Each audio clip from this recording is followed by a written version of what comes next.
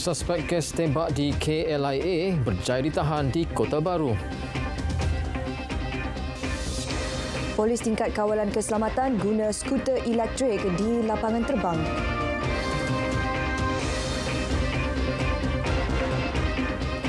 Assalamualaikum dan salam Malaysia Madani. Susulan kes tembak di KLIA Terminal 1 awal pagi semalam, Suspek yang dalam buruan polis berjaya ditahan di Kota Baru, Kelantan. Ketua Polis Negara Tan Sri Razaruddin Hussein ketika mengesahkan berkata suspek ditahan di satu lokasi di daerah itu kira-kira pukul 3 petang tadi. Polis turut merampas sepucuk pistol daripada suspek. Dalam kejadian kira-kira 1.30 pagi semalam, seorang lelaki melepaskan 2 das tembakan dengan satu daripadanya terkena pengawal peribadi kepada isterinya. Pengawal peribadi berkenaan sedang dirawat di sebuah hospital dalam keadaan stabil. Dalam pada itu, suspek lelaki tersebut akan direman esok. Pengarah Jabatan Siasatan Jenayah Bukit Aman, Datuk Seri Muhammad Syuhaili Muhammad Zain berkata, suspek akan dibawa ke Mahkamah Kota Baru bagi mendapatkan perintah tahanan reman. Lepas reman tu besok baru kita buat PC ya. So buat masa ni, hari ni kita akan proses dulu suspek yang kita tahan tadi. So beliau dalam keadaan yang sihat, alhamdulillah. Dan besok setelah kita kumpul segala maklumat yang kita perlu, di sini kita boleh kongsikan sedikit dengan Beliau berkata ringkas ketika ditemui di Ibu Pejabat Polis Kontingen IPK Kelantan, Kota Baru. Sementara itu, Ketua Polis Selangor Datuk Hussein Omar Khan berkata pihaknya telah mengambil keterangan daripada 11 saksi bagi membantu siasatan. Kita telah ambil 11 keterangan saksi. Termasuk mangsa yang kena tembak, yang kena mercut,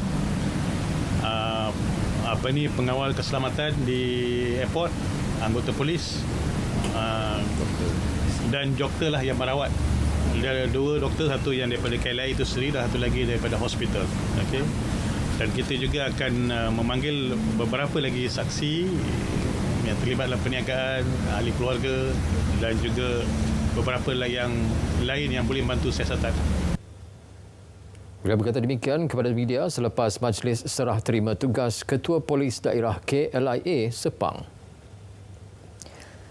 Beberapa langkah penambahbaikan akan diambil untuk meningkatkan tahap keselamatan lapangan terbang dan kecekapan anggota polis. Ini termasuk penggunaan skuter elektrik. Datuk Hussein berkata skuter elektrik akan digunakan di kedua-dua terminal lapangan terbang bagi membolehkan tindak balas polis yang lebih pantas, selain kawasan rondaan lebih luas. Perkara yang kita akan tambah baik adalah dengan menggunakan so-called self control skuter. Kerajaan Negeri Selangor telah bersetuju untuk membeli bagi tujuan ini untuk kegunaan polis Selangor. So kita akan dapat skuter ni dalam masa yang terdekat lah. Pada masa sama, polis turut mencadangkan pengendali KLIA mempertingkatkan sistem kawalan dengan mengadakan pengimbas agar pengesahan awal dapat dilakukan. Dalam pada itu, polis tidak mengambil tindakan drastik untuk menangkap suspek tembak di KLIA kerana keutamaan ketika itu ialah keselamatan orang awam. Datuk Hussein menjelaskan kaedah mendekati suspek tidak digunakan ketika kejadian memandangkan kawasan lapangan terbang tumpuan awam.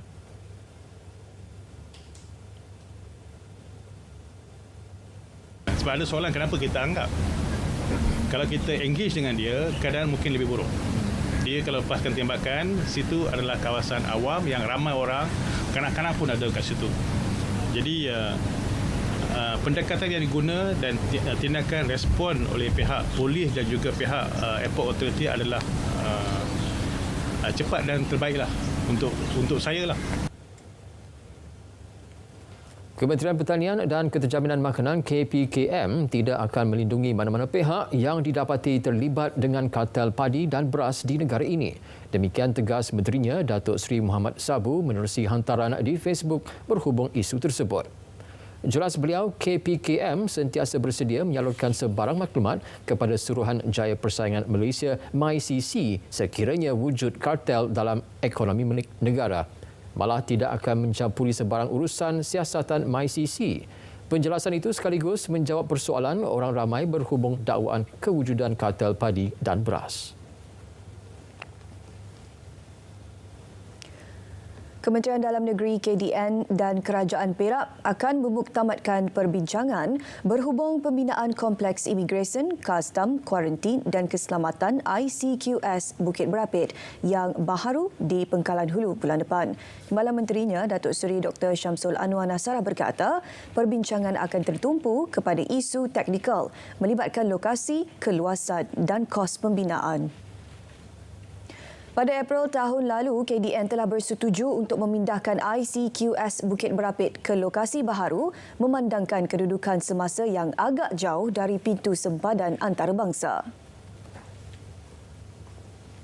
Jadi ada keperluan untuk didekatkan bagi mengelakkan kemerosokan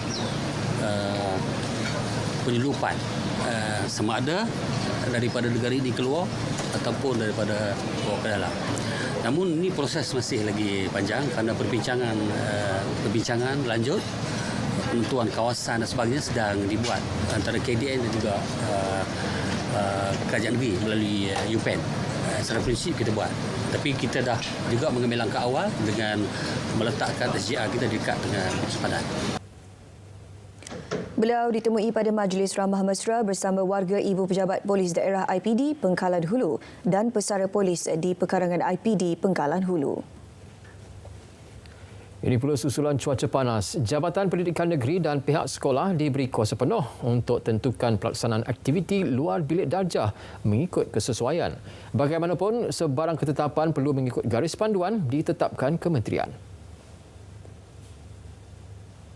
Dari segi pakaian, pihak sekolah dan JPN boleh menetapkan pakaian kemeja bagi budak-budak apabila diperlukan. Dan nombor dua, berkenaan dengan aktiviti-aktiviti luar, autonomi adalah diberikan kepada JPN dan juga sekolah untuk menentukan sama ada aktiviti-aktiviti luar itu diteruskan ataupun dihentikan. 3,038 sekolah di seluruh negara diklasifikasikan sebagai Sekolah Kurang Murid SKM setakat tahun ini. Timbalan Menteri Pendidikan Wong Kar Wah berkata, bagi melancarkan pengendalian SKM, beberapa polisi telah dirangka kementerian. Ia termasuk pelaksanaan kelas bercantum pelbagai grade dan pemindahan atau penempatan semula SKM. Untuk makluman semua, bagi tahun ini tidak ada lagi sekolah kurang murid yang ditutup dan bagi pihak KPM, walaupun sekolah-sekolah terbabit diklasifikasikan sebagai sekolah kurang murid, tetapi perhatian akan terus diberikan kepada sekolah-sekolah berkenaan. Beliau ditemui ketika melawat dan menyampaikan sumbangan di Sekolah Jenis Kebangsaan Tamil Ladang Sungai Samak di Ulu Banam. Fenomena El Nino semakin lemah dan dijangka bertukar kepada fasa neutral sekitar Mei atau Jun. Manakala fasa La Nina pula dijangka bermula sekitar Ogos dan September. Kita dah masuk kepada orang kata intermonsun ataupun musim paling monsun. Secara amnya cuaca di belah pantai barat Semenanjung ianya akan menerima lebih hujan pada petang ataupun awal malam. Tapi tidak pada kawasan orang kata di pantai timur Semenanjung. So dengan cerita lain kita akan menjangkakan bahawa suhu melebihi 35 darjah Celsius ni akan terus berlaku pada bulan Mei, pada April dan Mei. Terutamanya di negeri-negeri di pedalaman Pahang seperti Jerantut, Raub dan juga di pedalaman Kelantan seperti Gomesang. InsyaAllah di negeri-negeri pantai barat keadaan ini akan beransur-ansur baik. Kongsi beliau, pembenihan awan di beberapa kawasan turut dilaksana untuk meningkatkan paras air empangan bagi kegunaan domestik dan pertanian sekaligus menurunkan suhu.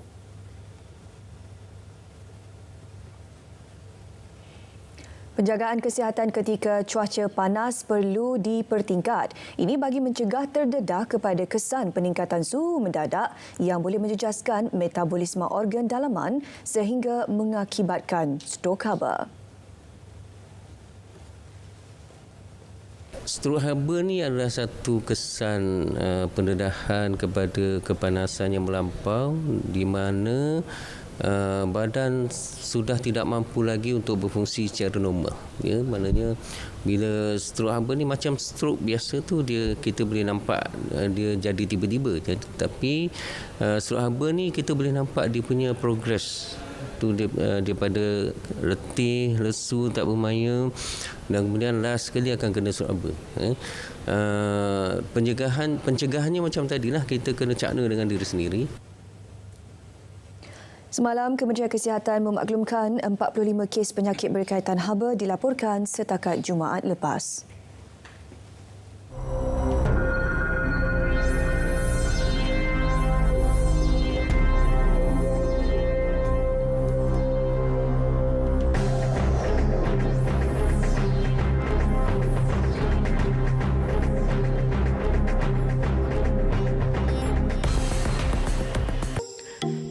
Aktiviti popular penggunaan internet. Seramai 99% individu menyertai rangkaian sosial seperti Facebook, Twitter, YouTube, TikTok dan lain-lain. 91.8% menunjukkan aktiviti memuat turun gambar, filem, video atau muzik, bermain atau memuat turun permainan. Sebanyak 89.4% individu gemar mendapatkan maklumat tentang barangan atau perkhidmatan. 89.2% menunjukkan aktiviti penggunaan panggilan telefon melalui internet (VoIP).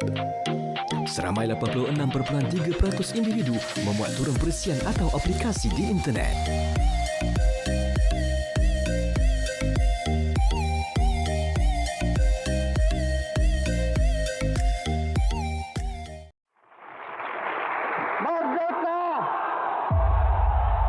Kita hendaklah menghadapi dunia baru ini dengan berani dan keyakinan dan keazaman hendak hidup dan berjaya sebagai satu bangsa yang mulia. Hendaklah kita rela dan bersedia mempertahankan negeri kita ini dengan jiwa raga kita.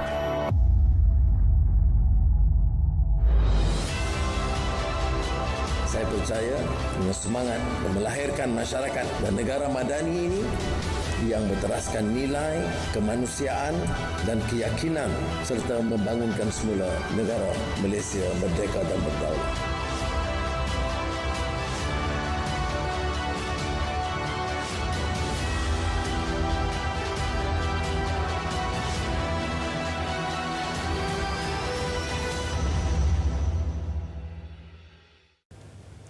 Yang di-Pertuan Agong Sultan Ibrahim menitahkan pihak yang bertanggungjawab membina kolam selam tempur di Kem Iskandar Mersing memperjelaskan punca kelewatan pembinaan tersebut. Sultan Ibrahim yang juga kenal Komandan Grup Gerak Khas GGK bertitah kolam itu sepatutnya siap sepenuhnya pada Disember 2022 namun sehingga kini masih dalam pembinaan.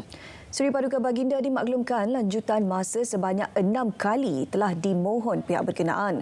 Namun pada hari ini, Sultan Ibrahim mendapati papan tanda projek di tapak pembinaan pula dirobohkan.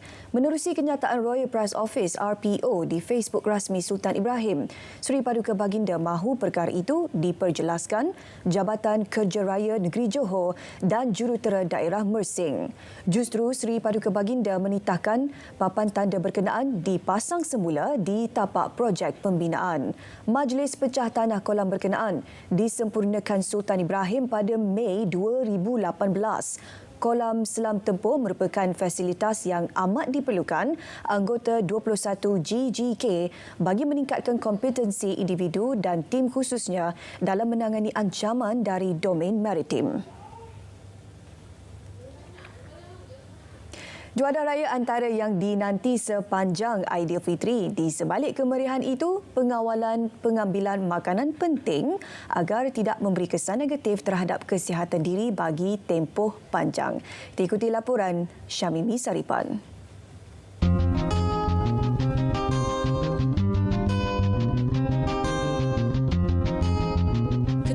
Meraihkan Syawal bukan tiket untuk menikmati apa sahaja hidangan seperti lemang, ketupat, rendang juga minuman berkarbonat. Tanpa sebarang kawalan, pengambilan yang berlebihan mampu memberi kesan negatif kepada kesihatan diri bagi tempoh panjang seperti risiko obesiti atau penyakit berkaitan seperti diabetes dan jantung. Justru langkah pencegahan awal disarankan termasuk diet seimbang. Budaya dan tradisi yang telah terpupuk sejak kecil menyebabkan kita merasakan bahawa musim perayaan Aidilfitri ini ialah musim untuk bersukaria, meraihkan kemenangan setelah sebulan berpuasa. So secara tidak langsung menyebabkan kita mengambil pemakanan secara berlebihan semasa sambutan. Rata-rata kita akan menyediakan makanan dalam kuantiti yang berlebihan. Ia akan mendorong pengambilan tanpa kawalan. Budaya memberi dan menerima. Ia satu amalan yang baik. Namun bila mana pemberian itu secara berlebihan bagi mengelakkan pembayaran tanpa kita sedari, kita juga akan mengambil makanan secara berlebihan. Dalam masa sama, masyarakat juga disaran menjalankan aktiviti fizikal secara konsisten yang berupaya mengekalkan kecergasan badan dan membakar kalori secara lebih efektif. Pelbagai aktiviti fizikal boleh dilakukan termasuk berjalan kaki, jogging serta senaman kardio yang berupaya mengekalkan kecergasan badan terutama pada hari perayaan.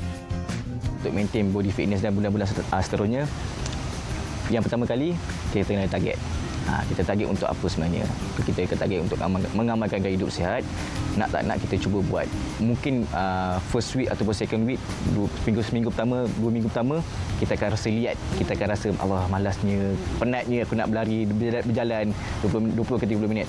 Tapi bila kita nampak dia punya result dia, positif result dia, kita lose weight, and then kita tak rasa semput, bila berjalan jauh sikit kita tak rasa penat, bila buat mengangkat benda-benda berat kita rasa aku tak penat, aku boleh buat. Jangan terburu-buru untuk dapatkan fast result, keputusan yang cepat. Okey, biar kita start slowly and then kita boleh konsisten setiap hari benda yang sama dengan benda-benda macam tu.